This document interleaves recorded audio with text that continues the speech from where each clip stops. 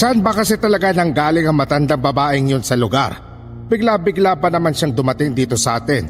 Tapos ito na ang nangyayari. Walang kaduda-duda. Ikaw nga talaga ang karapat-dapat na humawak ng anting-anting. Sasakupin ng kadiliman ang lugar na to. Nakikita ko yon sa hula ko.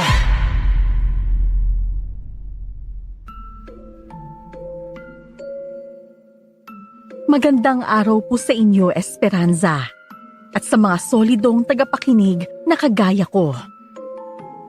Isa rin ako sa naingganyong magpadala ng kwento ko sa buhay tungkol sa mga aswang. Sa bawat pakikinig ko kasi sa channel nyo, kadalasan dun sa iniere nyo ay kahawig ng nangyaring kababalaghan sa baryo namin.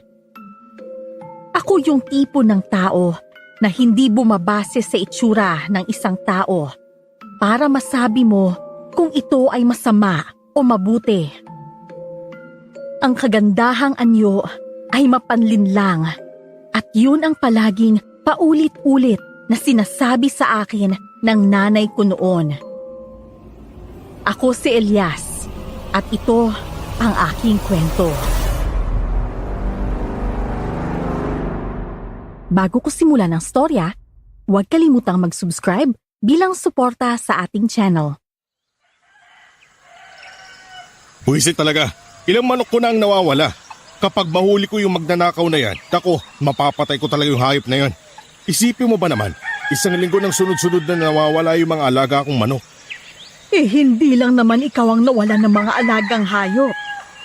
Alam mo ba kung ano pa ang nakakatakot?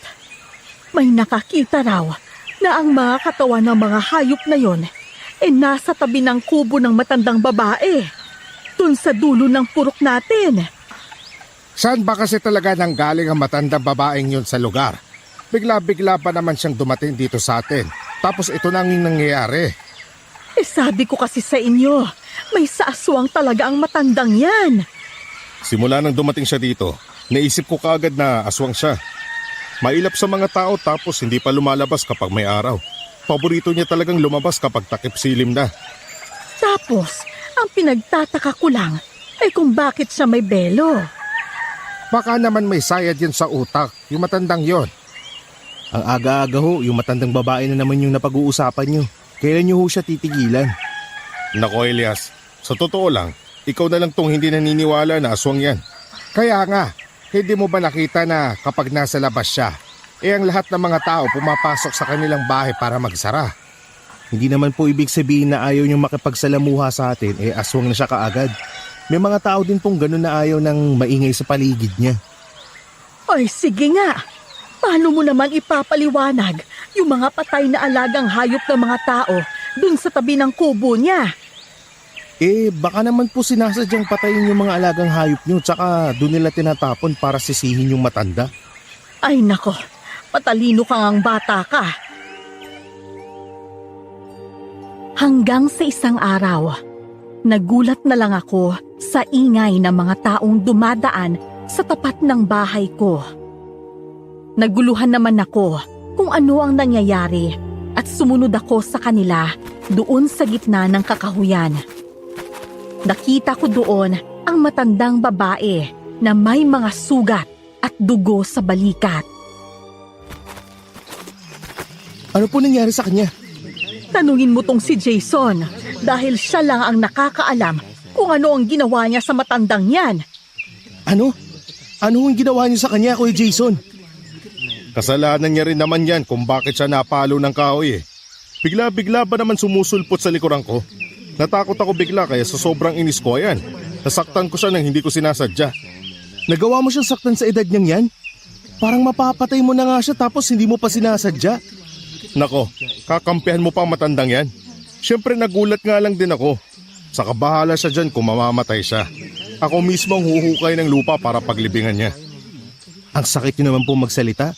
Tao pa rin po siya. Tsaka hindi naman niya kayo inaano Jason, umuwi ka na. Baka saan pa mapunta yung sagutan niyo ni Elias at kayo na naman ang mag-away dahil sa matandang yan. Sige. Hoy mga chismosa, magsiuwian na kayo. Alis na. Nang tabuyin ni Kuya Jason ang mga taong nakikiusyoso, kaagad naman silang umalis. Niyaya ako ni Ate Ami na umalis na din, pero nagpaiwan pa ako doon dahil gusto kong tulungan ang matandang babae.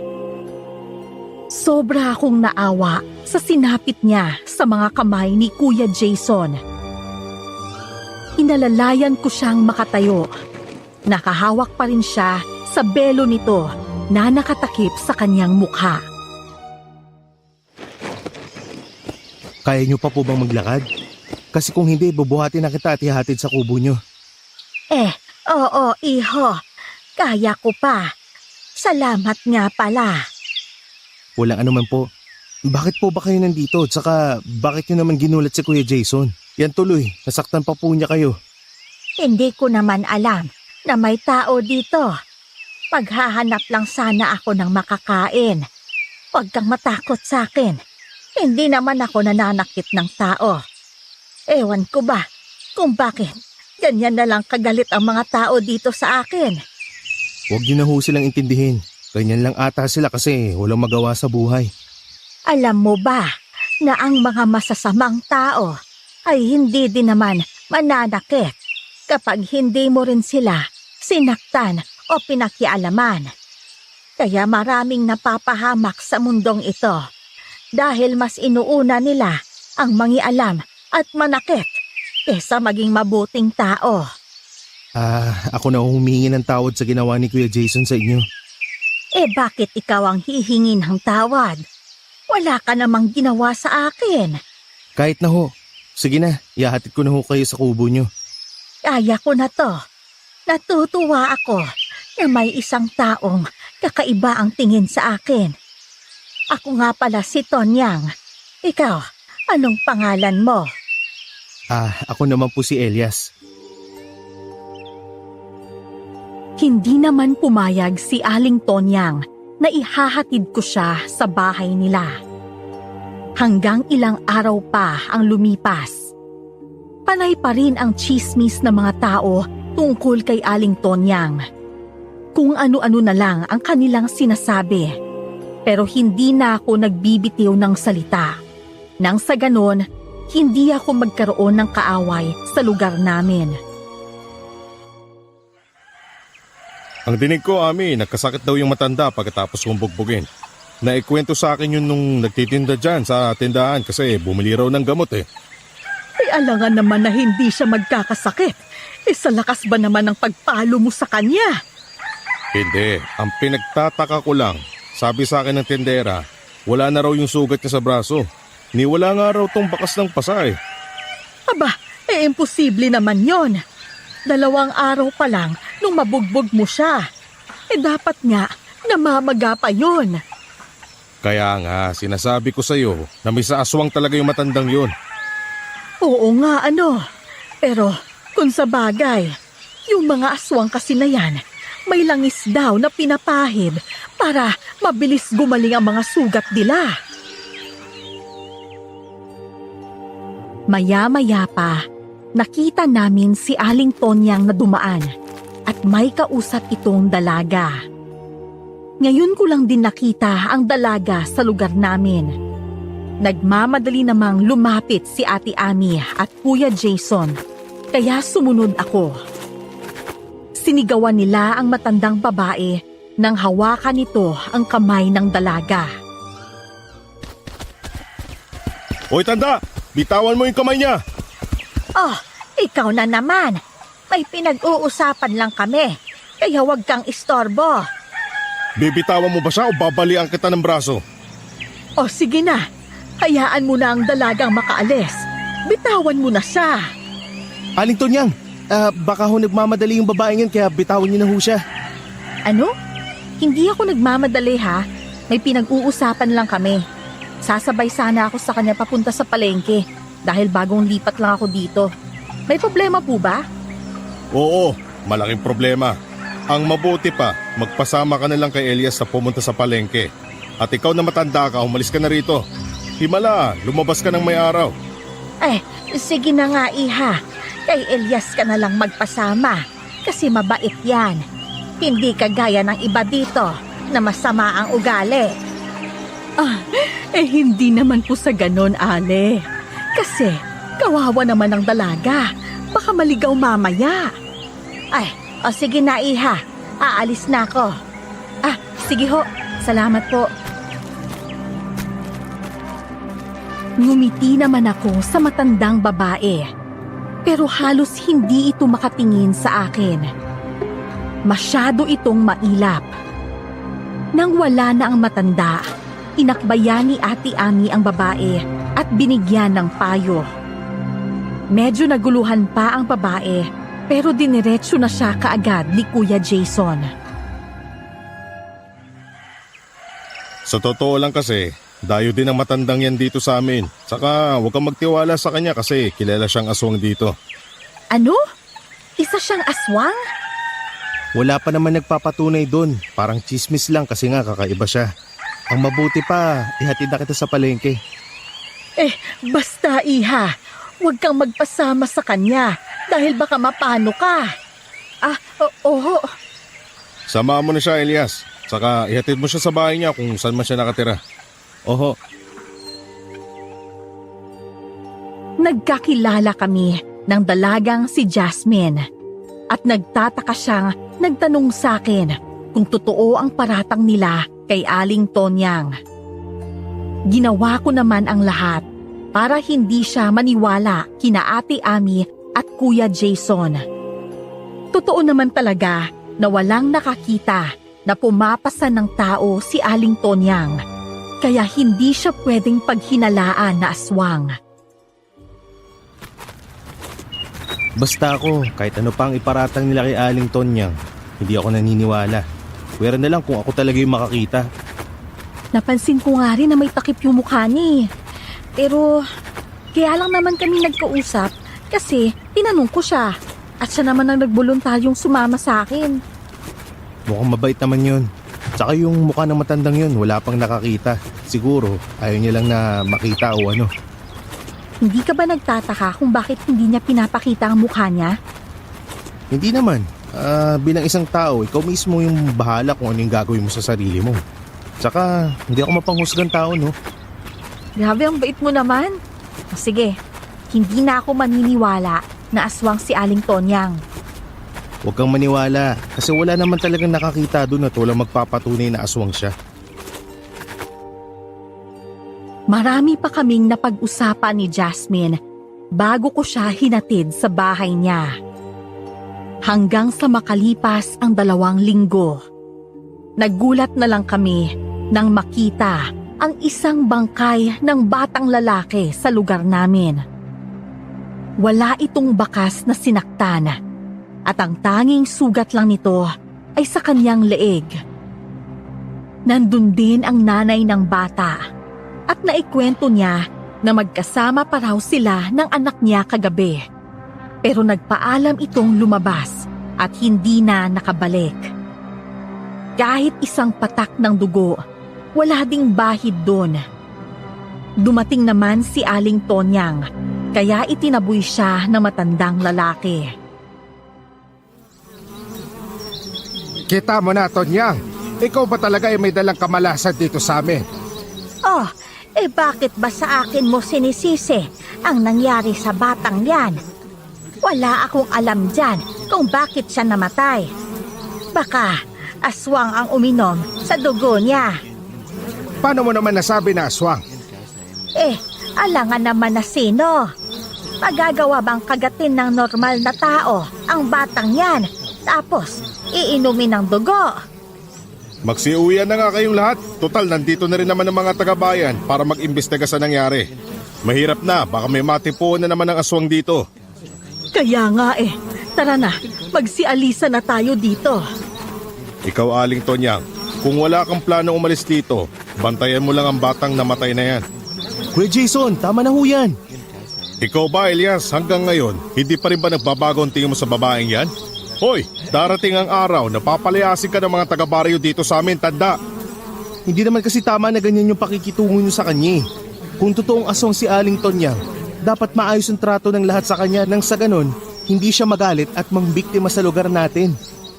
sa lahat ng mga taong nandito. Ikaw lang talaga ang nag-iisip, Elias. Jason, tama na yan. Hindi naman nakaimik si Jason.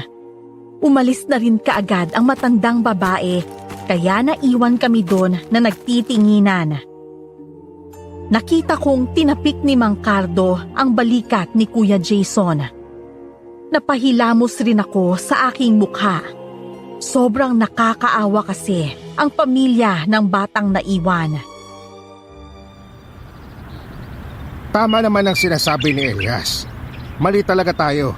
Dapat, hindi natin sila sinasabihan ng harap-harapan na siya ay aswang. Kasi baka mas lalo siyang magalit at mambiktima siya ng sobra. Kaya ako, tinitikom ko na talaga ang bibig ko kasi ayaw kong makain ng aswang. Nakakainis lang kasi. Isipin mo ba naman, 6 na buwan na siya nakatira dito sa atin at sa loob ng 6 na buwan na yan, marami ang namatay. Kung hindi tao, mga alaga nating hayop. Sino naman ang matutuwa doon? Pero hindi pa rin tama na paghihinalaan natin ng basta-basta yung matanda. Kung nakakita ka mo na siya talaga ang may kagagawan, edi maniniwala ako.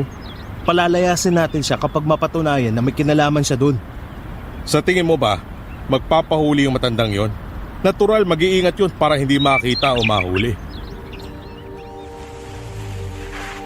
Nagsialisan na ang lahat doon nang dumating na ang mga tao na mula sa bayan para makuha ang bangkay ng bata. Tinitigan kong maigi ang leeg ng bata na may kagat. Alam kong isang matalim na ngipin ang kumagat doon, pero hindi ko malaman kung ngipin yun ng tao o hayop. Nang gumabi naman, narinig ko ang malakas na boses ni Ate Ami na sumisigaw. Nagmamadali naman akong pumunta sa bahay nila at nakita ko siyang nakaupo sa lupa. Duguan rin ang mukha nito. Ate Ami, ano nangyari sa inyo? Ayan! Tingnan mo! Tingnan mo ang malaking ibon na yan! Basta na lang siyang pumasok sa bahay ko. Dumaan siya sa bintana at pinagkakalmot niya ang mukha ko. Ano? Hindi. Hindi na pangkaraniwang ibon yan eh. Bakit ganyan kalaki? Pulang-pula pa yung mga mata niya tapos mahaba yung tuktok. Hindi ako umalis dito sa pagkakaupo sa lupa dahil natatakot ako na baka bigla niya akong habulin at pagkakalmutin ulit. Kanina pa ba siya dyan sa taas ng malaking puno? Oo, nung lumabas ako sa bahay kanina, sumunod din siya sa akin. Tsaka tumapo dyan sa puno.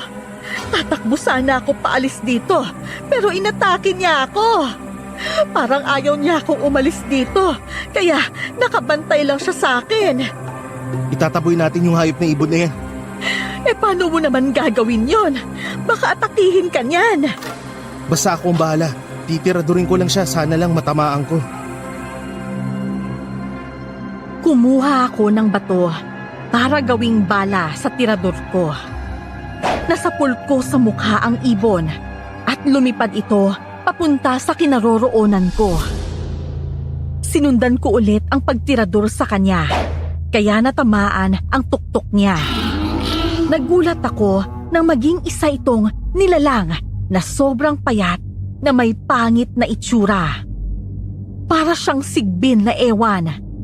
Paatras din itong tumatakbo, pero sobrang bilis. Anong klaseng halimaw yon? Ewan ko, ngayon lang din ako nakakita ng ganyan. Hindi kaya yan yung sinasabi nilang aswang? Hindi ko rin alam kasi hindi pa ako nakakita ng aswang. Elias, tulungan mo ako. Lumalabo na ang paningin ko dahil sa dugong dumadaloy sa mga mata ko.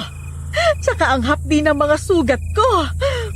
Halata nga hong malalim yung sugat nyo kasi lumalabas yung laman nyo sa mukha. Bumalik na lang ho tayo sa loob ng bahay nyo at tutulungan kitang magamot yung mga sugat nyo. Maraming salamat sa iyo at niligtas mo ako sa demonyong halimaw na yon. Dahil sa nangyari, kumalat sa lugar namin ang tungkol sa malaking ibon. Lahat din ay natakot na baka sila na ang isunod na atakihin nito. 3 araw pa ang nakalipas. Nasundan pa ang nangyaring patayan na may kagat sa leeg at pati dun sa pag-atake ng malaking ibon. Nagulat na lang din ako nang niyaya ako ni Ate Ami na pumunta sa kubo ng matanda dahil nagdesisyon na raw ang barangay na palayasin siya. Lumayas ka na lang dito sa lugar namin para hindi na ikaw yung masisi sa nangyari. Oo nga, baka sigbin mo ang ibon na yon na umatake sa akin.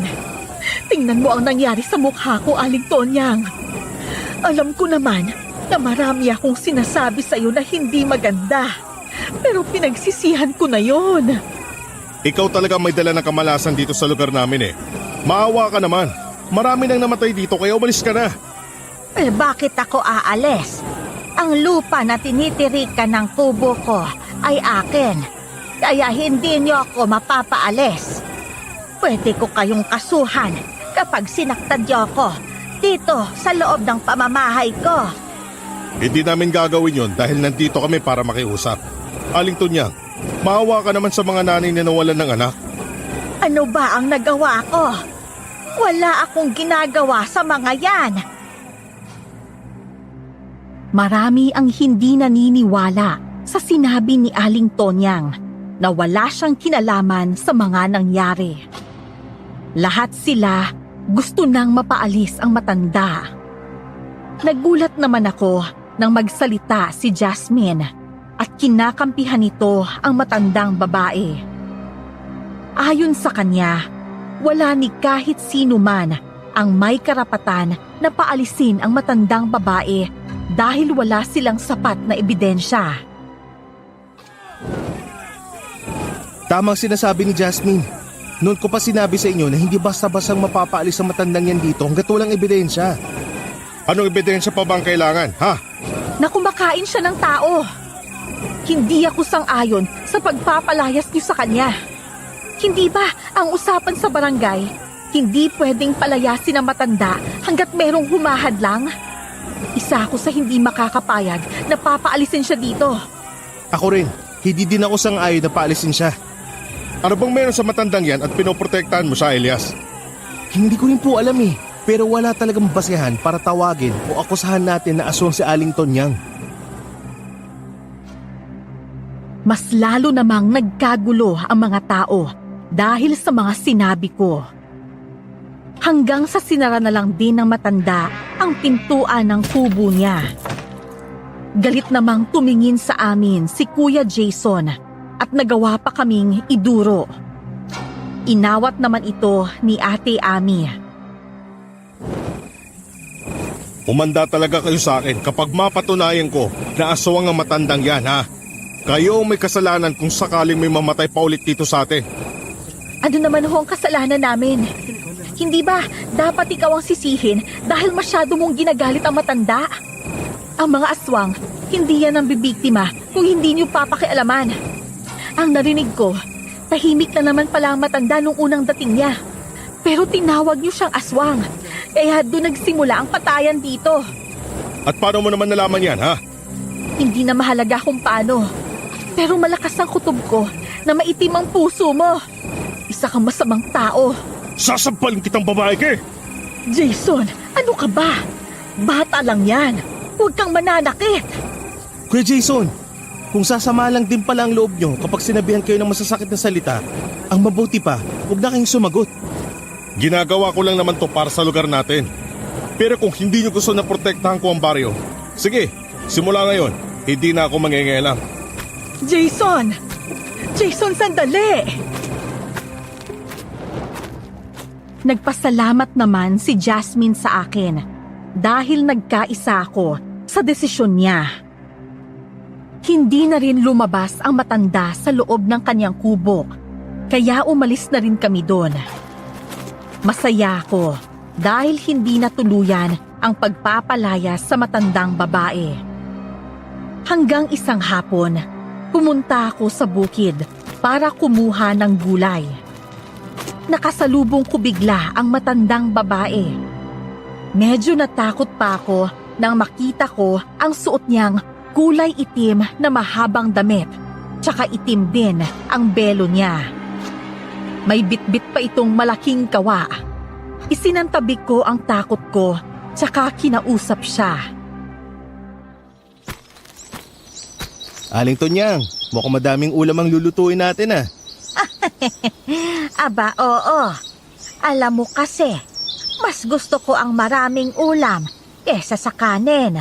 Ay, salamat nga pala sa inyong dalawa ng dalaga na yon. Kasi humadlang kayo sa pagpapalaya sa akin. Walang ano man ho yun. Sige na, aalis na ako. Ay, Elias, sandali. Bakit naman ho? Gusto ko lang sabihin sa'yo na darating ang araw na sasakupin ng kadiliman ang lugar na to. Nakikita ko yon sa hula ko. Lahat ng mga inosenteng tao dito ay mapapatay. Ano? Tinatakot niyo naman ho ako. Pero halata naman na nagbibiro kayo eh. Aba, hindi ako nagbibiro, Elias. Totoo ang sinasabi ko. Hindi titigil ang mga aswang sa pambibiktima hanggat hindi sila naging makapangyarihan. Gagawin nila ang lahat para lumuhod sa kanila ang mga tao dito. Paano niyo po nalaman ang mga bagay na yan? Basta, maniwala ka lang sa akin. Lahat ng mga sinasabi ko ay totoo. At ilang buwan na lang, magtatagumpay na sila sa kanilang mga plano. Maging wais ka, Elias. Umalis ka sa lugar na to para maligtas mo ang sarili mo. Alam ko naman talaga ho na may aswang eh. Nakita ko mismo pero imposible naman ang sinasabi mong sasakupin nila yung baryo na to. Lahat ng mga imposible ay posible sa mga aswang. Kaya nilang gawin ang lahat para lang maging hari sila. Hoy, Tonyang! Kanina pa ako nandito at nakikinig sa usapan nyo. Bakit mo naman tinatakot si Elias, ha? Siya na nga lang ang naniniwala sa'yo eh. Nagsasabi ako ng totoo. At dahil alam ko na mabait itong si Elias, kaya ko siya binabalaan. Wala rin naman akong pakialam sa iba kahit mamatay silang lahat. Ano ba namang klase yan? Kung gusto mong magbigay ng babala, edi sabihin mo sa lahat ng mga tao na may paparating na panganib. Tignan lang natin kung sino ang maniniwala sa'yo. Nanahimik ang matanda at hinila ang kanyang kawa paalis sa harapan namin. Napailing si Mang Cardo habang sinusundan ng tingin si Aling Tonyang. Sobra akong kinilabutan sa mga sinabi niya at nagpasalamat ako na dumating si Mang Cardo kaya umalis ang matandang babae. Hindi sa nanghuhusgan ako sa pagkatao niya. Totoong hindi ako naniniwala na isa siyang aswang. Pero ewan ko ba at kinikilabutan ako kapag nagkita kami na kaming dalawa lang. Sa tingin ko nga talaga, tama ka na hindi aswang ang matandang yan. Kaya medyo kakaiba siya dahil may sayad talaga to sa utak. Kaya nga siguro no, parang ganun nga rin yung napapansin ko eh. May kakaiba kay Aling Tonyang pero hindi yun dahil sa aswang siya. Kundi parang may diferensya ata talaga siguro yung matandang yun. Alam mo yun na parang mahirapan kang alamin kung ano yung pagkatao niya. Huwag mo nang isipin yon. Siguro, intindihin na lang natin ang matandang yon. Kaya nga po eh. Sige ho, mauna na po ako sa inyo dahil magdidilim na. May hirapan na ako mamitas mamaya ng mga gulay eh. Oh, sige. Kagagaling ko lang dun sa sakahan ko pero sakto naman na padaan na sana ako dito nang makita kong nag-uusap kayo ni Tonyang. Ayun, nakinig daw muna ako. Pero nang marinig ko yung sinabi niya at mukhang natakot siya doon ko na siya sinita. Nakatindig balahibo kasi yung sinabi niya. Sige na. Umalis ka na nang sa ganun ay makabalik ka kaagad. Mabilis kong kinuha ang mga gulay na gusto kong lutuin at ibebenta ko pa yung iba. Madilim na nang makaalis ako doon sa gulayan. Habang naglalakad ako, bigla kong nakita ang isang nilalang na parang dahan-dahan na umikot sa bahay ni Ate Ami. Sinundan ko ito at kitang-kita ko ang paghuli niya sa baboy. At pagkatapos ay kinagat yun sa liig. Hindi man lang nagsanhi ng ingay ang baboy dahil biglaan ang nangyari. Ate Ami! May pumatay sa baboy mo! Bilisan mo! Dito sa likod! Elias! Anong nangyayari? Ayan! May nilalang na sinisipsip yung dugo ng baboy mong alaga. Isang halimaw! Ano gagawin natin? Hihingi tayo ng tulong sa barangay? Oo, tara na! Nang paalis na kami, itinapon sa amin ng nilalang na yon ang katawan ng baboy sa ngumisi ito. Ang pangit-pangit niya. Sumuot ito sa matataas na damo hanggang sa bigla na lang itong nawala. Napaupo si Ate Ami sa lupa dahil sa galit sa pagkamatay ng alaga niyang baboy. Ayos lang po yan. Ang mahalaga, hindi kayong nabiktima ng nilalang na yon. Pangalawang beses na tong may nakita tayong nilalang. Ano ba kasi silang klaseng nilalang, Elias? At saan sila galing? Hindi ko din alam. Pero klaro na sa'yo na hindi talaga matandang babae ang nambibiktima. Tama ako na hindi siya aswang. Ano? Paano nga pala kung ang matandang yon ay naging ang nilalang na yon? Hindi ba ang mga aswang daw ay may kakayahang magpalit anyo? Ha? Oo, Elias. Kahit na anong sabihin mo, hindi ako naniniwala na inosente ang matandang yon. May kinalaman talaga siya sa nangyayari. Yun ang pakiramdam ko. Lumipas ang isang gabi. Nabalitaan ko na may ilang pamilya ang sinalakay ng mga aswang sa lugar namin. Magdamag akong hindi nakatulog sa sobrang pag-iisip kung sino ba talaga ang dapat sisihin sa mga nangyayari. Lumabas ako ng bahay at umupo sa bakuran namin. Paglingon ko, bigla kong nakita si Aling Tonyang. Nakabelo pa rin siya, pero alam ko na siya talaga yun. Aling Tonyang, bakit ho kayo nandito sa ganitong oras? Delikado po eh. Alam nyo bang may gumagalang aswang ngayon at wala silang pinipili kung sino yung kanilang bibiktimahin? Alam ko na yon, iho. Noon pa man, alam ko nang may masamang nilalang na nakatira dito. Nararamdaman ko ang mga presensya nila, pero hindi ko rin matukoy kung sino. Ano ho bang kailangan niyo sa akin? Hindi ako mapapagod na magbigay ng payo o babala sa'yo. Huwag kang magtitiwala sa kahit sino sa lugar na to dahil maaaring ang aswang ay dito mismo nakatira sa lugar na to. Bakit ho ako lang yung pinapayuhan nyo? Dapat malaman din to ng iba para makapaghanda sila. Mga masasama rin sila, kagaya ng mga aswang. Hindi ko na kasalanan kung ayaw nilang maniwala. Elias, delikado sa lugar na to. Umalis ka na para magawa mong iligtas ang sarili mo habang maaga pa. Nang matapos siyang magsalita, biglang umihip ang malakas na hangin. Lumipad ang belong nakatakip sa ulo at mukha ng matanda. Napatayo ako sa sobrang takot. Ang pangit pala ng itsura niya, kaya siya nagtatago. Para talaga siyang isang aswang. Alam ko na natural lang sa matanda na maging kulubot ang mukha pero bakit ganyan naman po kalalayon sa inyo? Nakakatayo po ng balahibo eh. Huwag mo nang punahin ang mukha ko. Dahil noon pa man, hindi na ako biniyayaan ng kagandahan. Pinanganak akong pangit dahil isinumpa ako ng asawa ng tatay ko. Anak ako ng tatay ko sa kabit niya. Pasensya na po ha pero hindi ko lang po talaga maiwasan na parang nakakatakot po pala yung mukha nyo. Naiintindihan din naman kita.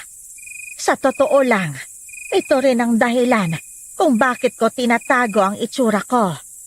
Alam ko na nakakadiri, nakakasuka at nakakatakot ako. Huwag ko kayong mag-alala. Hindi ko ho ipagkakalat na meron kayong mukha na hindi kaaya-aya. Kakaiba ka talaga, iho. Kaya siguro ako napadpad sa lugar na to ay dahil din sa'yo. Po? Balang araw, may ihahandog akong regalo para sa'yo. Kung hindi ka talaga dito aalis. Pero kung aalis ka, hindi ko na yon karapat-dapat na ibigay pa sa'yo. Aling Tonyang, kahit anong mangyari, hindi ko iwan ang lugar na to at ang bahay namin. Maraming alaala ang mga magulang ko sa bahay na yan. Napakabuti ng puso mo. Sa tingin ko, mababait ang mga magulang mo. Kaya kanila napalaki ng maayos at tinuruan ng magandang asal. Pinulot ko ang belo nito at inabot ko yun sa kanya. Hanggang isang araw pa ang lumipas. Nagpatawag ng meeting sa barangay para pagplanuhan kung ano ang gagawin. Nang sa ganon ay mahuli na ang mga aswang. Nag-uusap-usap kami nang dumating si Aling Tonyang at may sinabi itong nakakatakot. Kahit magsanib puwersa pa kayong lahat, hindi niyo magagawang malupig ang aswang. Malalakas ang mga aswang na nakatira sa lugar na to. Kaya sigurado ako na mauubos niyang kainin ang mga tao dito. Ayan ka na naman eh.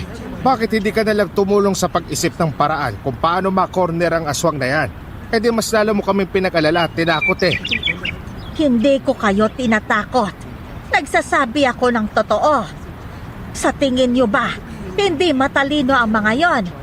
Baka nga, hindi niyo alam na may espiya pala siyang nakikinig dito. At imbes na ang aswang ang makorner niyo, kayo pa ang mauubos. Huwag na lang natin kasing pakinggan ng matandang to. Isa pa, sino bang nag-inform sa kanya na may meeting tayo dito? Aling Tonyang, ang mabuti pa ho, umalis na lang ho kayo. Kasi alam mo naman na natatakot sila sa inyo eh. Matakot kayo sa aswang at hindi sa akin. Mas lalo niyo lang po na pinapalala ang sitwasyon ng lahat eh. Aling Tonyang, 2 beses na akong inatake ng aswang sa bahay ko. Kaya pakiusap, huwag ka nang sumabat kung wala ka namang magandang masasabi. Magpasalamat ka at buhay ka pa hanggang ngayon, Ame. Aling Tonyang, ihahatid ko na ho kayo sa kubo nyo. Umuwi na lang ho kayo. Tsaka masama din po sa kalusugan nyo ang matinding init ng panahon. Eh bakit ba ang sama-sama ng tingin niyo sa aking lahat? Si Elias lang naman ang inaalala ko na baka mapahamak siya. Mukhang natipuan mo pa ata si Elias ah. Pakiusap po, Aling Tonyang. Tara na po, ihahatid na po kita. Huwag na pong matigas ang ulo nyo. Ah, oo na. Uuwi na ako. Pero di mo ako kailangang ihatid. Kaya ko ang sarili ko. Paika-ikang naglakad ang matanda, paalis sa barangay. Natapos na rin ang pag-uusap namin. Pero ni isa, walang pumayag na magbantay tuwing gabi. Mas lalo silang natakot dahil sa sinabi ng matanda. Sa huli, wala din na buong plano. Sinayang lang nila yung oras natin. Inaway pa nila sa Aling Tonyang tapos ayaw din pala nilang pumayag sa gagawing plano. Kaya nga napilitan na rin ako kanina na paalisin ang matanda. Kung iisipin, nagmamagandang loob lang naman si Aling Tonyang. Siguro ang kailangan na lang nating gawin, maghanda ng asin at bawang para pangontra sa mga aswang. Kaya hindi ako inaatake ng mga aswang na yan kasi bawat takip silim, nagsasaboy na ako ng asin at bawang. Ay, siya nga pala, yak si Jason, sadyang masama ba talaga ang ugali niyan? Oo, alam mo yung siya yung tipo ng tao na palabiro pero nakakainis. Kita mo, tinukso pa sa akin si Aling Tonyang. Kaya nga baka nga totoong may pagtingin sa iyo ang matandang yun. Kaya ganyan na lang siya kung mag-alala sa iyo. Hala ka! Ikaw talaga, oo. Sa edad niyang yun, makakaramdam pa siya ng ganun. Siguro nababaitan lang siya sa akin kasi ako lang yung hindi umaaway sa kanya. Biro lang naman. Si Ate Ami kawawa din. Ilang beses nang sinalakay ng aswang. Tsaka kayo pa talagang dalawa ang nakakita sa mga aswang na yun. Ang pangit kayo ng itsura ng aswang. Talaga? Ako kasi hindi pa nakakita ng ganun eh. Nang naghahanda na ako ng hapunan ko, nagulat naman ako nang may kumatok sa pintuan. Dali-dali kong binuksan yun at bumulaga sa akin si Aling Tonyang na walang belo. Napaatras pa ako sa sobrang gulat nang makita ang mukha niya. Pero sa huli, pinilit ko na lang din na ngumiti sa kanya at hindi ko pinahalata na medyo kinikilabutan ako. Magandang gabi ho, Aling Tonyang. Napasyal po kayo. Asensya ka na sa istorbo at mukhang nagulat pa kita. Ay, ano kasi? Ngayon ko na ibibigay ang regalo ko sa'yo. Yun ba? Ano po ba yun? Ito, iho. Isang kwintas. Kwintas na may pulang pendant? Para naman po saan yan? Ang ganda naman po nito. Para yan sa proteksyon mo. Malaki ang maitutulong niyan para malayo ka sa kapahamakan. Isa pa, ikaw na lang ang aasahan ng lahat para maligtas mo sila. Gamitin mo yung kwintas para mailigtas mo ang mga taga-baryo. Ho? Paano ko naman ho ito gagamitin? Kapag may aswang na sumalakay sa'yo o may sinalakay ang aswang, ipakita mo lang ang kwintas na yan at doon gagana ang kapangyarihan niyan. Sigurado ho ba kayo? Oo, siguradong sigurado ako. Sige na, isuot mo na yung kwintas. Sige ho. Maraming salamat ho dito sa proteksyon na binigay niyo. Kinaumagahan, nagkita kami ni Jasmine at napuna nito ang kwintas na suot ko. Nagdadalawang isip pa ako kung dapat ko bang sabihin sa kanya na bigay ito sa akin ng matandang babae. Pero nang siya na mismo ang bumanggit sa pangalan ni Aling Tonyang, nagtaka din ako kung paano niya yon naisip. Paano mo naman naisip na galing to sa kanya? Kasi nakita kong suot niya yan nung nakaraang araw, dun sa may barangay. Kaya pala.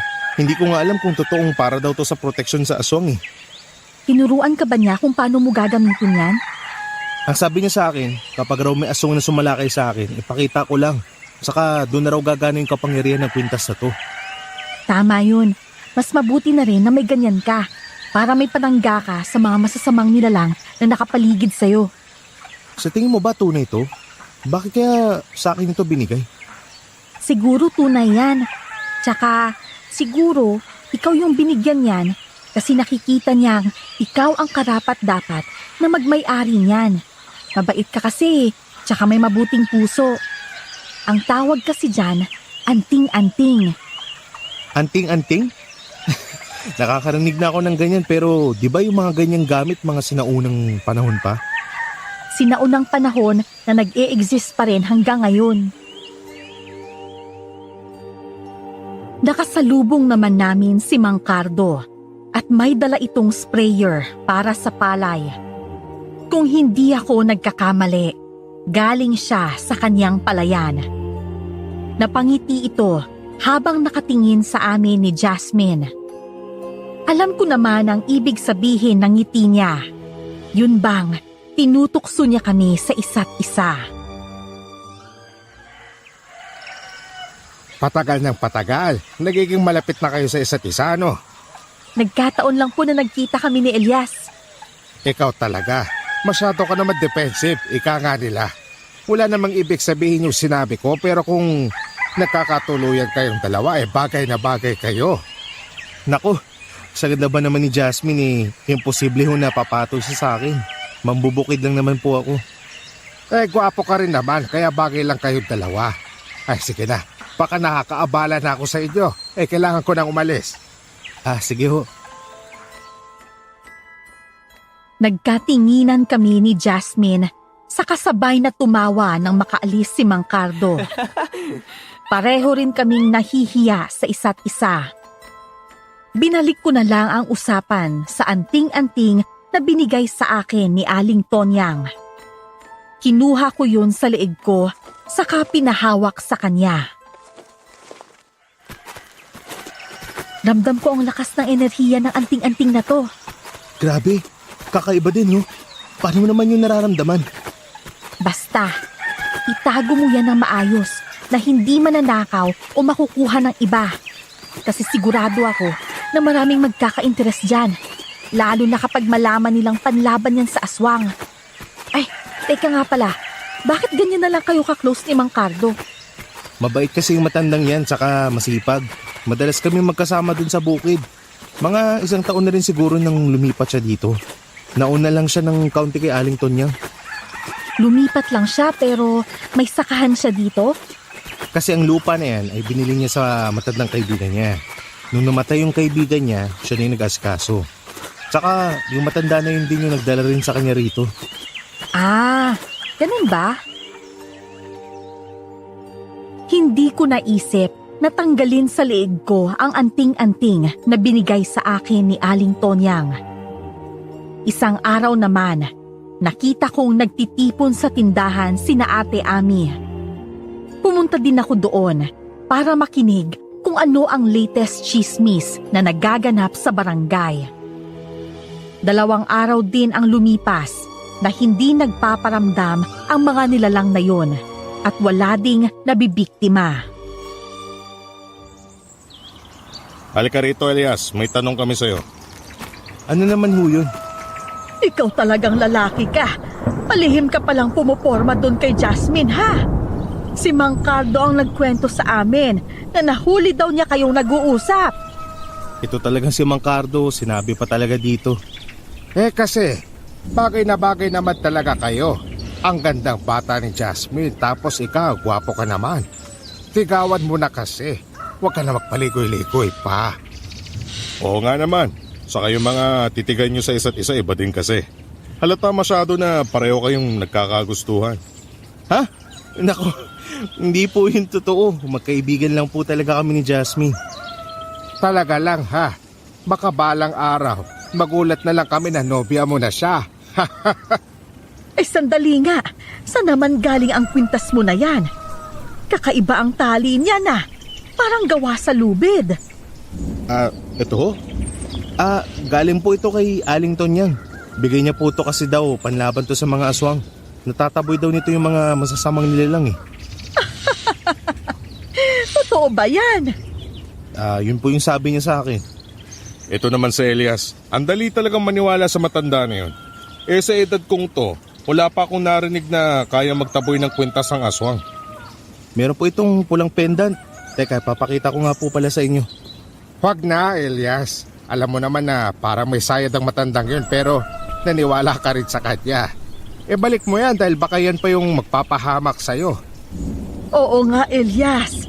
Sa susunod, kung ano ang ibigay niya sa'yo, huwag mong tanggapin. Hindi mo naman siya gaanong kakilala para magtiwala ka sa kanya ng ganon. Pero kasi, ang sabi ni Jasmine, totoo din daw na para to sa proteksyon eh. Ano ba sila? Albularya? Manggagamot?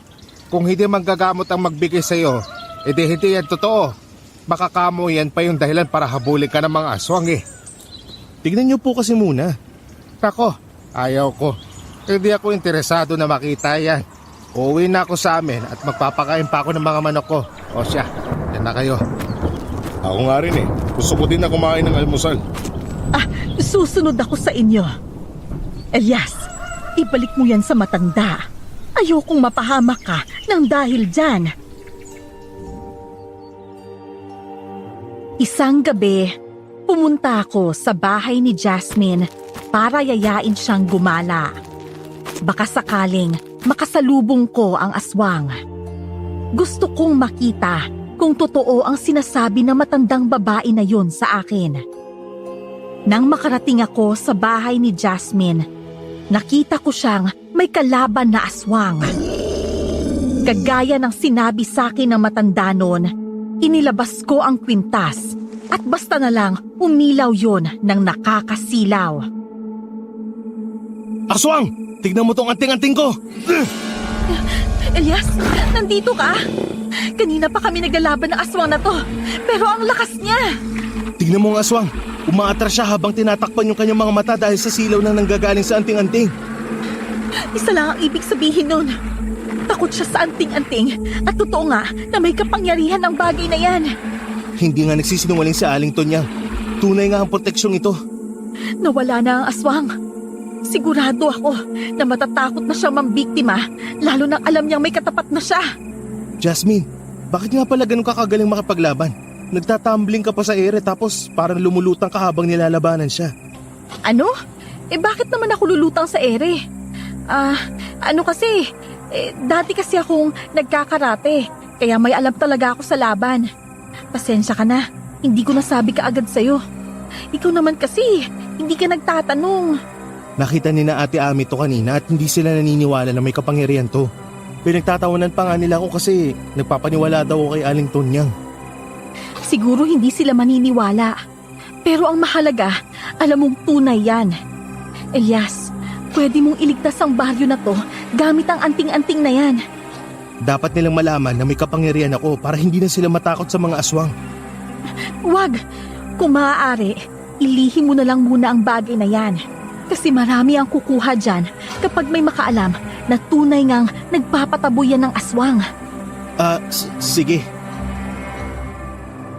Sobrang saya ko dahil meron na akong bagay na pangontra sa mga aswang.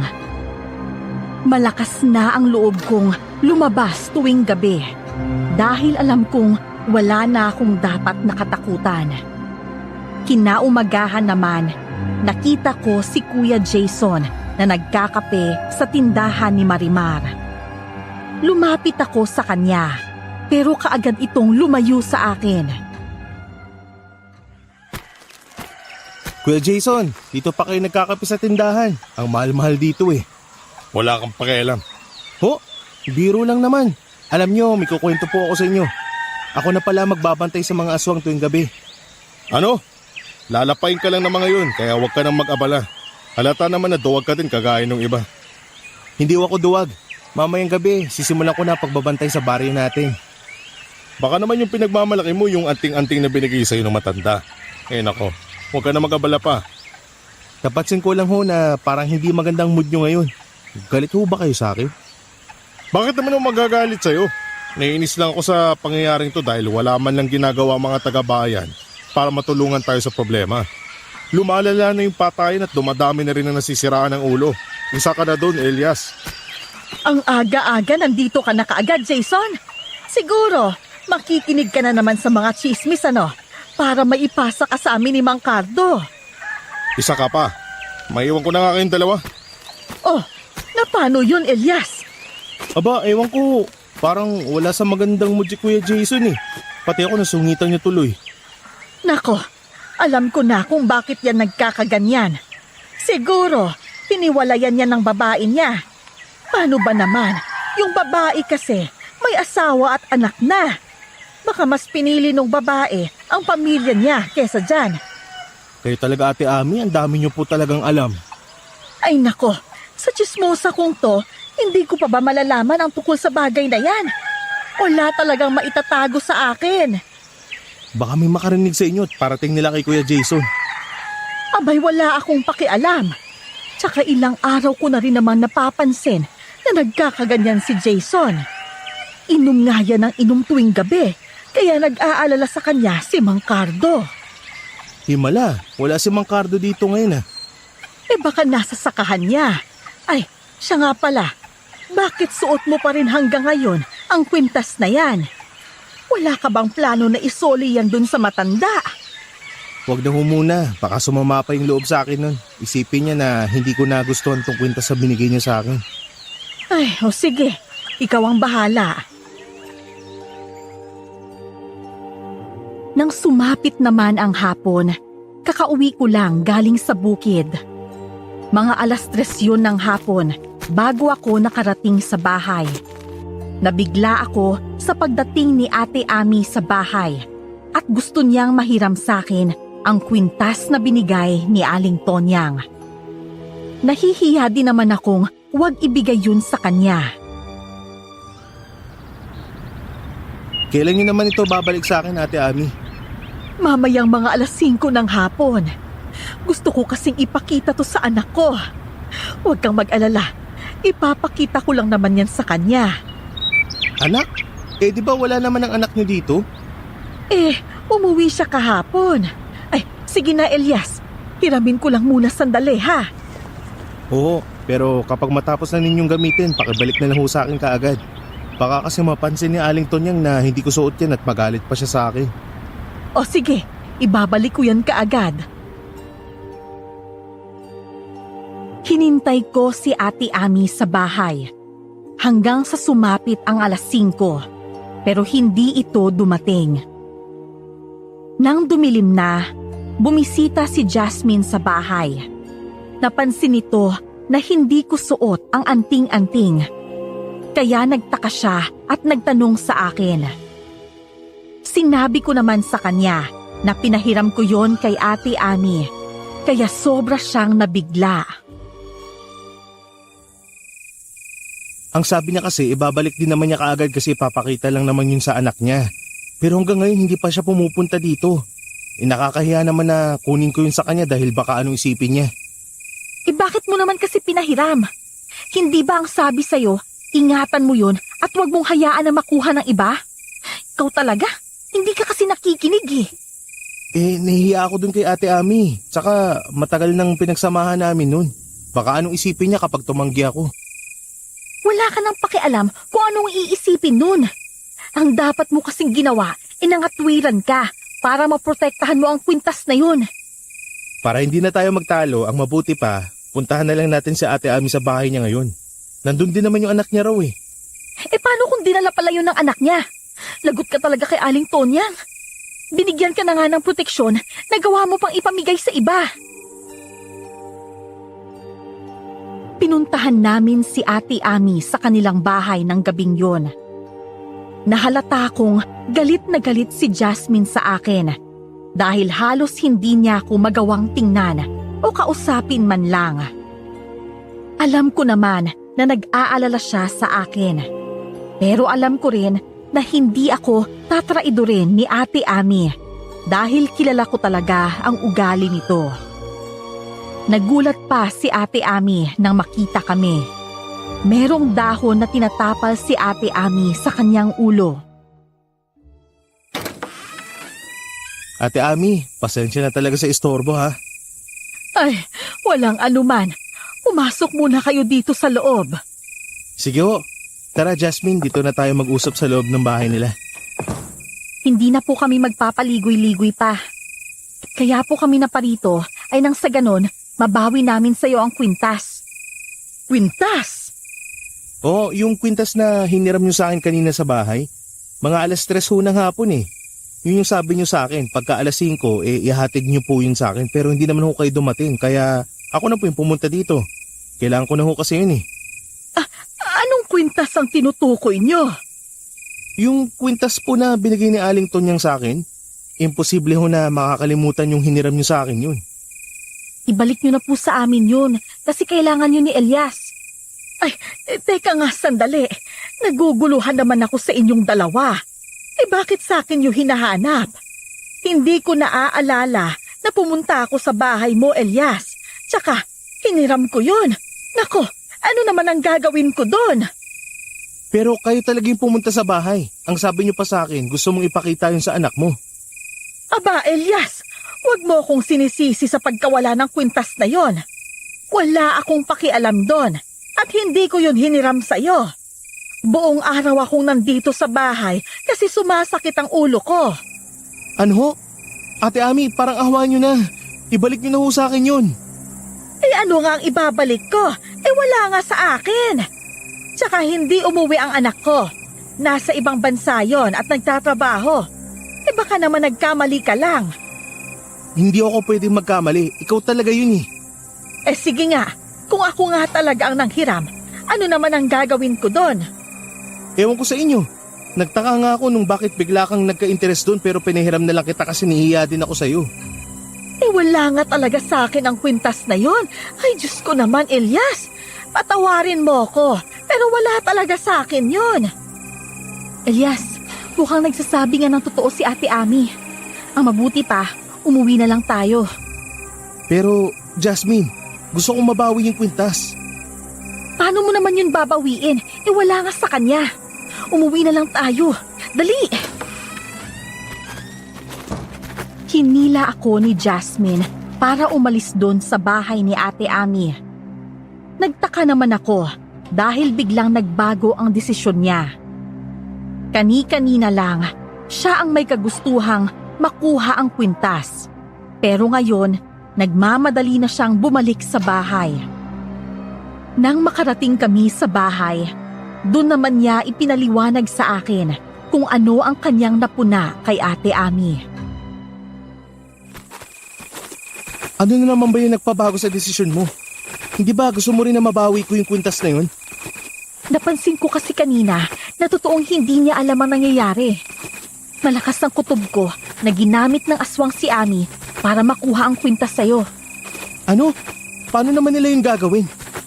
Pwede silang magsagawa ng ritual para makontrol ang pananalita at kilos ng tao.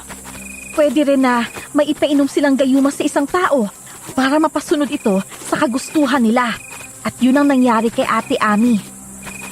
Ano? Pero sino naman kaya yung aswang na gumawa nun? Hindi ko rin alam. Pero sa nakikita ko, ang nilalang na paatras kong maglakad ay tinatawag na aswang na Alan.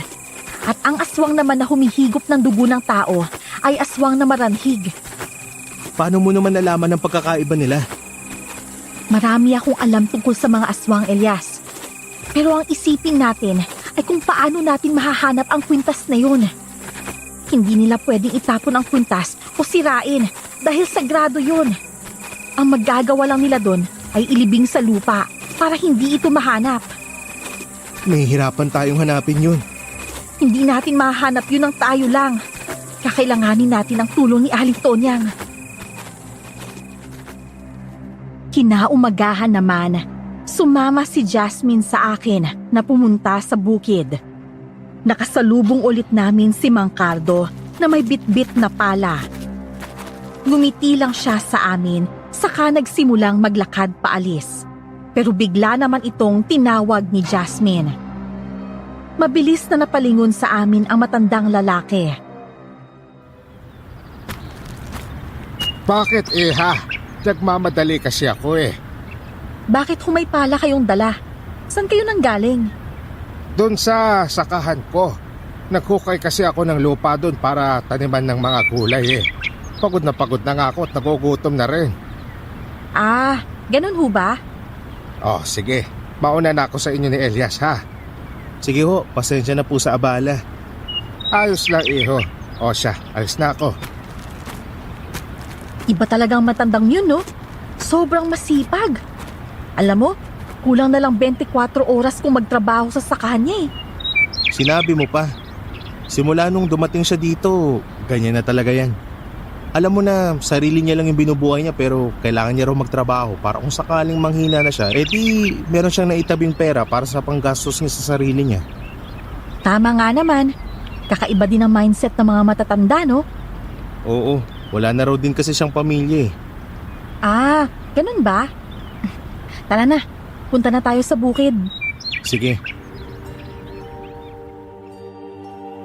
Nang sumapit naman ang gabi, biglang dumating si Aling Tonyang sa bahay. Medyo kinabahan pa ako dahil naiisip ko na baka hanapin niya sa akin ang kwintas. Nagulat pa ako nang bigla niyang dinukot ang kwintas mula sa kanyang bulsa at pinakita niya yon sa akin. Paano niyo po yan nahanap? Abay, syempre. Ako ang nagmamay-ari nito. Kaya alam ko kung saan ito mahahanap. Sa susunod, huwag mong ipagkatiwala sa iba ang tungkol sa kwintas na yan. Naiintindihan mo ba? Pati po ba kay Jasmine? Hindi ko rin ba sasabihin sa kanya na nahanap ko ng kwintas? Kahit na kanino. Mabuti nang ikaw na lang ang may alam na nasa sayo ang kwintas. Isang pagkakamali na pinahiram mo yan. Ang bagay na yan ay hindi pinapahiram, Elias. Oo, nagsisisi nga ho ako na pinahiram ko yun kay Ate Ami. Pero pwede niyo po bang sabihin sa akin kung paano niyo po yun nakita? Nakita ko lang yan sa isang bakanting lote na nakalibing. Sa tingin ko, ginawa niya yon para hindi ito mahanap. Ang hindi niya alam ay may kakambal ang kwintas na to, kaya mahahanap ko pa rin kahit saan nila ito itapon o ilibing. Ang sabi ni Jasmine, baka raw ginamit ng aswang si Ate Ami para makuha tong kwintas. Mukhang tama nga naman. Kaya nga, sinasabi ko sa'yo na huwag kang magtiwala kahit na kanino. Dahil baka sa susunod, si Jasmine naman ang gagamitin nila para muling makuha yan sa'yo. Oo, maraming salamat po at pinagkatiwala niyo po ulit sa akin yung kwintas na to. Wala akong magagawa dahil ikaw ang may karapatan na humawak sa kwintas na yan. Ikaw ang bagong tagapangalaga niyan at ang kakambal niyang kwintas ay ibibigay ko lang sa'yo kapag nagawa mong talunin ang mga aswang dito. Ano naman po yung mangyayari kapag nagsama yung magkakambal na kwintas? Magiging makapangyarihan ka, pero mawawala ang bisa ng kapangyarihan ng kwintas kapag ginamit mo ito sa kasamaan. Hindi ka maaaring maging mapagmataas at maging isang mayabang. Oo, tatandaan ko po lahat ng mga sinabi niyo sa akin. Itinago ko nga ng maayos ang anting-anting para walang makakita doon. Hanggang isang araw, nakasalubong ko si Jason. Bigla nitong natanong ang tungkol sa kwintas ko. Nakakagulat dahil noon pa man, hindi na siya interesadong makita yon. Kagaya ng pinag-usapan namin ni Aling Tonyang, nagsinungaling ako na nawawala yon at hindi mahanap. Sayang naman kung nawala lang yon. Di ba nga ikaw ang nagsabi ng isang proteksyon yun sa aswang? Nakalimutan ko kasi kung saan ko nilagay eh. Hayaan mo na yun. Kung sa bagay, baka tama naman kayo na isang kabaliwan na naniwala ako dun sa matandang yun. Mabuti naman at nagising ka na rin sa katotohanan sa wakas. Oo, ayaw ko rin naman na isipin yung nasisiraan na rin ako ng ulo kagaya sa nangyari dun kay Aling Tonyang. O siya, kapag mahanap mo yung kwintas, patingin ako ha. Ipapakita natin dun sa albularyo kung tunay nga na proteksyon yun. Ah, sige ho. Sasabihan ko ho kayo kaagad. Hanggang sa isang hapon, bigla na lang akong hinila ni Ate Ami papunta sa kanilang bahay. Meron daw siyang importanteng sasabihin sa akin. Kaagad niyang nilak ang pinto, saka ipinagtapat niya sa akin ang totoo tungkol sa ginawa sa kanya ni Mang Cardo. Ano ba kasing ginawa niya sa inyo? Ginahasa niya po ba kayo? O ano? Hindi. Kasi 'di ba, nung isang araw, pumunta kayo ni Jasmine dito sa bahay at hinahanap niyo yung kwintas. Naaalala ko na ang nangyari sa akin nung araw na yon. May kasalanan talaga si Mang Cardo. Bakit nga ho? Anong ginawa niya? Kasi, nung umagang yun, pumunta siya dito. Tapos, may pinainom siya sa akin. Ang sabi niya, gamot daw yun para mawala ang sakit ng ulo ko. Meron pa nga siyang ginawa na kakaiba na parang may binibigkas na hindi ko naiintindihan. Nahilo ako bigla at pagkatapos nun, hindi ko na alam ang nangyari. Sa tingin niyo po ba may ginawa talaga siya para mawala ka sa tamang katinuan? Sa tingin ko, meron. Malakas din ang kutob ko na baka aswang ang matandang lalaki na yun. Mabuti na lang ho at naalala niyo pa. Oo, kasi iniisip ko talaga kung paano ko kinuha ang kwintas na yon. Tsaka wala naman akong pakialam kung para saan yon. Basta, mas maigi siguro na tanungin na lang natin si Mang Cardo. Wag! Ako na po yung gagawa ng paraan para malaman natin ang pagkatao niya. Pero, imposible na isa siyang aswang. Ewan ko, pero ito lang ang masasabi ko, Elias. Nung dumating ang matandang yan dito, may napapansin talaga akong kakaiba sa kanya. Pero hindi ko pinupuna kasi akala ko normal lang yon. Ano naman po yung napapansin niyo sa kanya? Yung itim niyang singsing. Tapos, palaging may dalang langis kahit saan magpunta.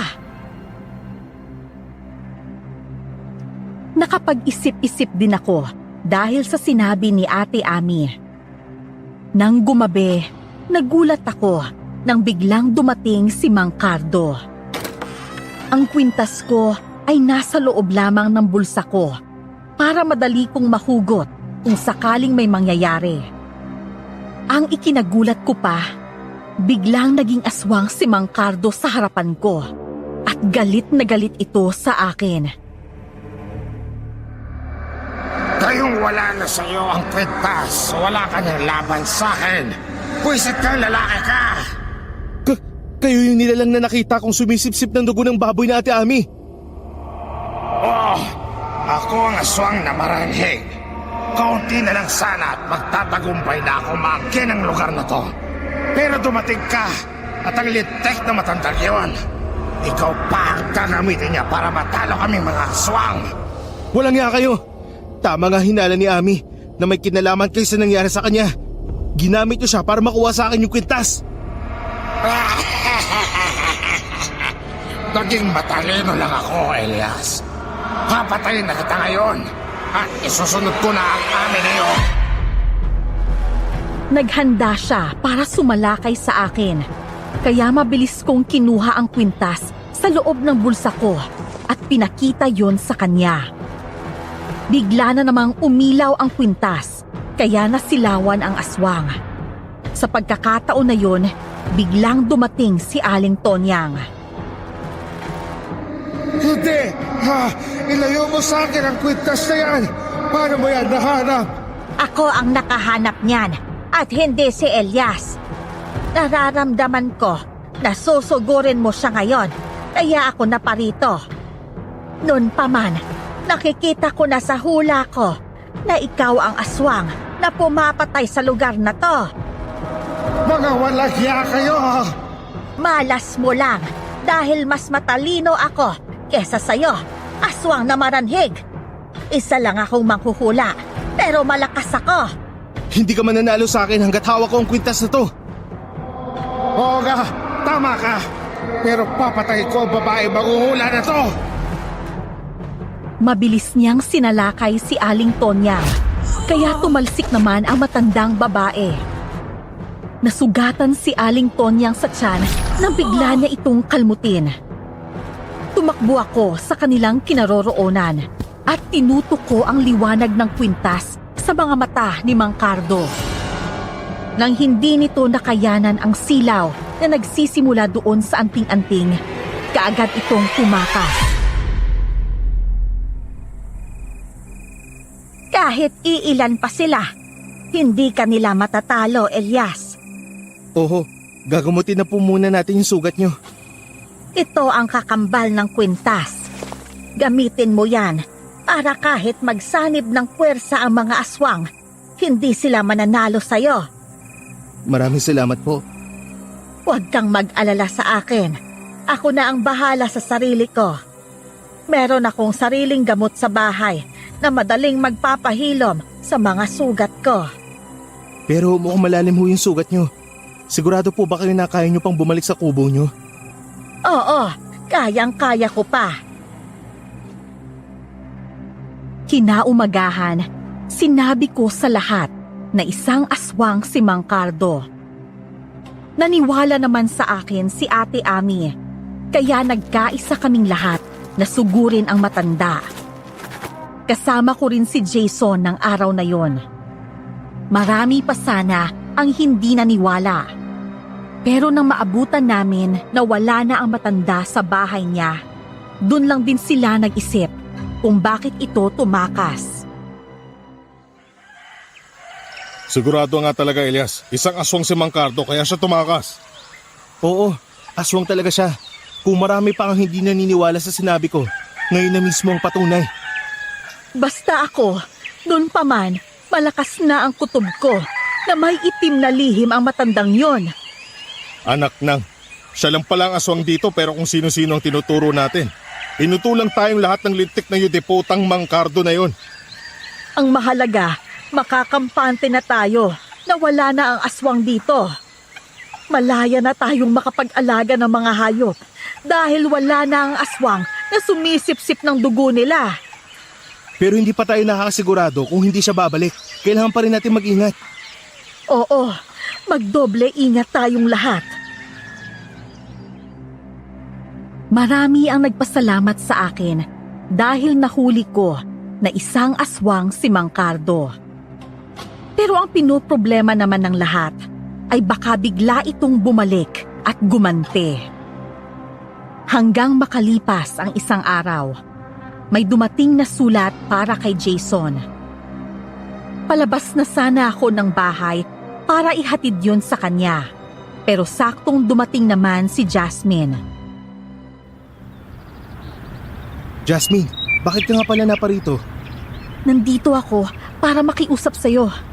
Manmanan natin si Jason. Ha? Bakit naman? Malakas ang kutob ko na may lihim ang lalaking yun. Ano? Aalis nga sana ako ngayon para ihatid ang sulat na to sa bahay niya. Mamayang gabi na natin ihatid. Nang sa ganon, palihim rin tayong makamanman sa kanya. O sige. Nang sumapit na ang gabi, nagkita na kami ni Jasmine para pumunta sa bahay ni Jason. Meron din akong dalang asin at bawang na pangontra sa aswang kahit na may anting-anting na ako. Nang makarating kami doon, nagmanman muna kami saglit. Saktong dumating naman si Jason sa kubo niya at may bitbit na katawan ng tao na walang malay. Ito na, lumabas ka na dyan. Ang bilis mo naman, iho. Sinasabi ko na nga ba na maaasahan kita. Kailangan ko ang dugo ng taong yan para lalakas ako nang sa ganon malabanan ko ang Elias na yan. Ano ba kasi pumasok sa utak nyo at bigla nyo siyang sinugod? Nabuko ka tuloy. Magpasalamat ka at nakatakas ako. Kung hindi, ilalaglag din kita sa kanila. Sasabihin ko na ikaw ang aswang na Alan na siyang kasama ko sa pambibiktima dito. Oo na. Kaya nga lahat ng gusto nyo sinusunod ko ha. Pero maglaylaw na muna tayo ngayon sa pambibiktima. Mapapatay tayo ni Elias kapag nahuli niya tayo. Oo, akin ang taong yan at nang mahigop ko ng kanyang dugo. Bigla namang sumigaw si Jasmine sa tabi ko at nagpakita ito sa dalawang aswang. Gulat na gulat pareho ang dalawang aswang, lalo na nang makita rin nila ako. Sabay silang nagpalit anyo bilang aswang, kaya hinanda ko ang kwintas ko, asin at bawang para panlaban sa kanila. Elias, ang lakas ng loob mo na sumugod dito dahil may kapangyarihan ka na. Isa ka rin palang aswang? Walang ya. Kunwari kapag galit na galit kay Mangkardo, yung pala pare-parehas lang kayo. Si Jason ay isa kong alalay na aswang. Sinasabi ko na nga ba eh, kayong dalawa talaga mga aswang. Noon pa lang, alam ko ng aswang kayo. Pero hinintay ko talagang pagkakataon na to nang sa ganon, si Elias ang papatay sa inyo. Humanda kayong dalawa sa akin! Lumabang ka ng patas, Elias. Itago mo yung kwentas mo nang sa ganon. Maging patas ang laban. Hindi magiging patas ang laban dahil mga aswang kayo. At isang normal na tao lang si Elias. Labanan mo silang dalawa, Elias. Hindi ako mangingialam. Ano? Hindi mo ko tutulungan? Hindi. Gusto kong makita kung paano ka maging malakas gamit ang kwintas na yan. Mabilis na sumalakay sa akin ang aswang na Alan. Pero nang umilaw ang kwintas ko, napaatras ito ng saglit. Sinabuyan ko siya ng asin at bawang. Naggulat ako nang sumunod namang sumalakay ang aswang na maranhig. Sinabuyan ko rin siya ng asin at bawang. Kaya lang, nakalmot ako ng aswang na Alan. Nabitawan ko ang kwintas sa lupa at nakuha yon ng aswang na maranhig. Kung talagang hindi ka mangingialam, Albularia, paano naman kami matatalo ni Elias King wala na sa kanya ang kwentas? Bahala siya. Hindi ko na yun problema. Pero malaki ang tiwala ko kay Elias. Mahina ka, Elias, at tanga mo. Nasa iyo na ang kapangyarihan ng kwintas pero hindi mo pa alam kung paano mo gagamitin. Kahit wala na ang kwintas sa akin, lalabaan ako pa rin kayo. Sumalakay ang aswang na alan sa akin. Saka sinuntok ako sa tiyan at sa mukha. Patuloy pa rin ang pagsaboy ko ng asin at bawang sa kanya. Sa bawat pagtama ng asin at bawang sa kanyang katawan, umuusok yun pero parang wala siyang maramdamang hapdi. Ang bilis din niyang kumilos kahit paatras kung maglakad at tumakbo. Bigla niya akong sinipa sa tiyan kaya napaatras ako ng ilang metro sa kanya. Napasuka ako ng dugo. Ano? Kaya mo ba, Elias? Ako na ang tatapos sa lalaking yan. Wag! Pahirapan muna natin siya bago patayin. Mas maganda nga yun. Walang tutulong sa'yo, Elias. Tignan mo si Jasmine. Walang ginawa kundi tignan ka lang. Lahat ng mga nakapaligid sa'yo ay hindi totoo kundi mga peke. Mga walang hiya talaga kayo. Di ako papayag na mapatay niyo ako ng ganun-ganun lang. At ano ang gagawin mo? Ito ang nababagay sa'yo. Kapag bumulang ka na ng palay, pwede ko nang sipsipin ang tugo mo. Ilang beses akong paulit-ulit na sinampal ni Mang Cardo. Sobrang lakas niya, kaya halos sumabog at dumugo ang mukha ko. Sobrang nagagalit ako dahil hindi man lang ako tinulungan ni Jasmine. Pinilit ko pa ring lumaban sa kanila na mga oras na yon. Ginantihan ko ng isang malakas na suntok si Mang Cardo. Pero halos hindi din ito nakaramdam ng sakit. Napasigaw ako sa sobrang galit. Kaya nakita kong umilaw ang kwintas at lumilipad yon papunta sa kinaroroonan ko. Hindi! Paano nangyari na? Siya nga talaga ang tagapangalaga ng kwintas. Dapat natin siyang patayin bago pa niya mahawakan ng kwintas. Oh, atakihin natin sila. Mauna kayong mamatay! Tumalon si Jasmine at buong lakas na sinipa ang mga aswang. Sinaloko ang kwintas at nang mahawakan yon ng palad ko, nararamdaman ko ang malakas na enerhiyang nanggaling doon at pumapasok sa katawan ko. Biglang nawala ang sakit na naramdaman ko at bigla akong lumalakas. Sinalakay ko ang dalawang aswang at isa-isa silang pinutulan ng ulo.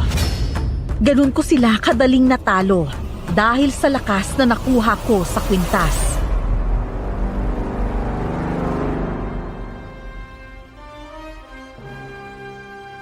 Ayos ka lang ba? Ewan ko sa'yo.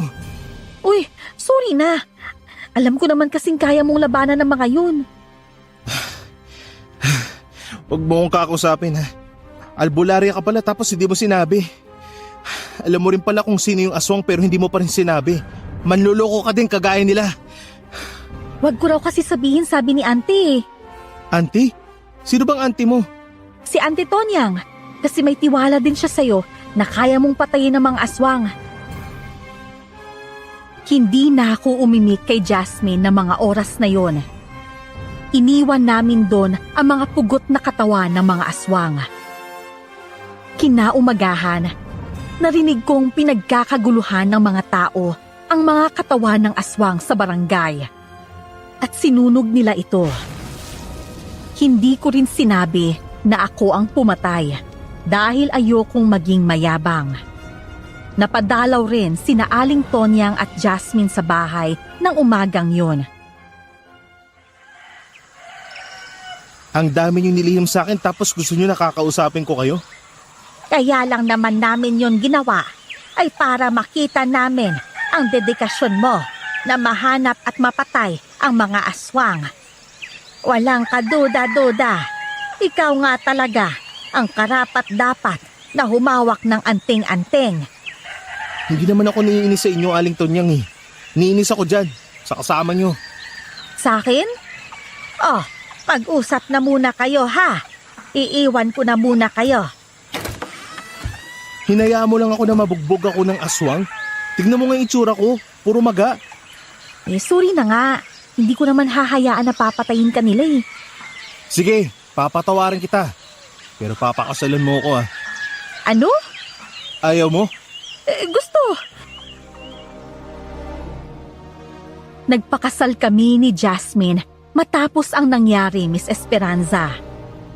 Masaya rin ako sa kapangyarihan na ipinagkaloob ng anting-anting sa akin dahil nagagawa kong iligtas ang mga tao.